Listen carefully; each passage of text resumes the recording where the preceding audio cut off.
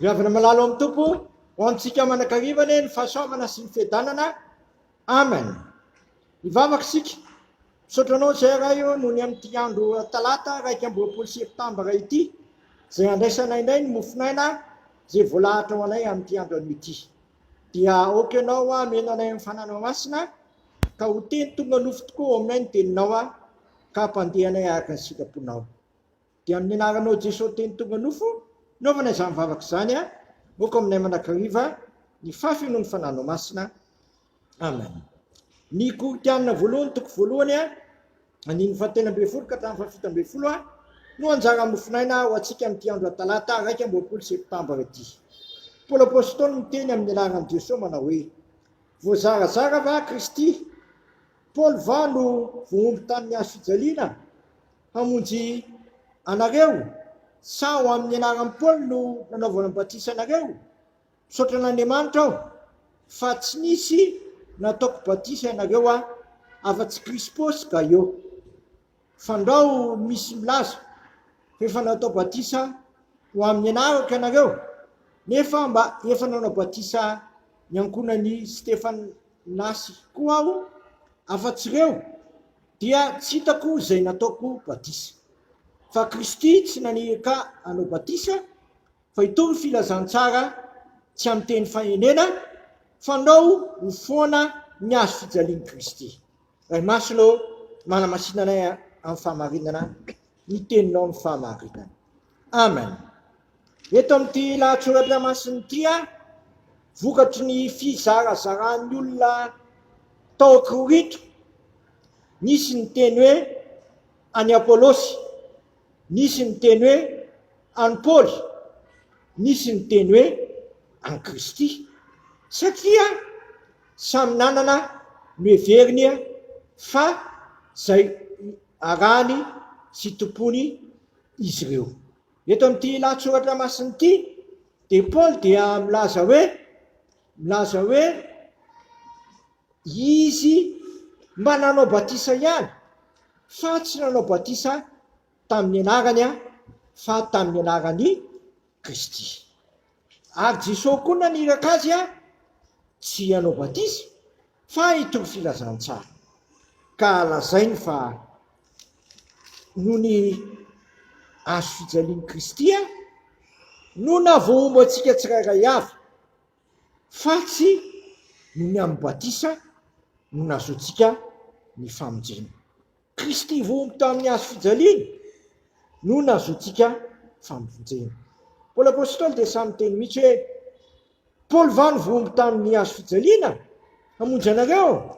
Tsia, fa Kristy no voaombo amin'ny hazo fijaliana ka namonjy sy namonjy antsika ary namonjy ny rehetra. Eto ary dia tsy ny batisa ny zava-dehibe, fa Kristy zay nanaiky hitondra ny faotako sy ny faotanao. Nanaiky mihitsy izy ho faty ny faotantsika, nanaiky mihitsy izy voaombo ny faotantsika, nanaiky mihitsy izy nalevina ny faotantsika, ary nanaiky koa izy natsangana tamin'ny maty. Zao ny filazan'ny Paoly apôstôly azy hoe natolo Kristy no ny fahadisoantsika, ary natsangana izy fanamarinana antsika.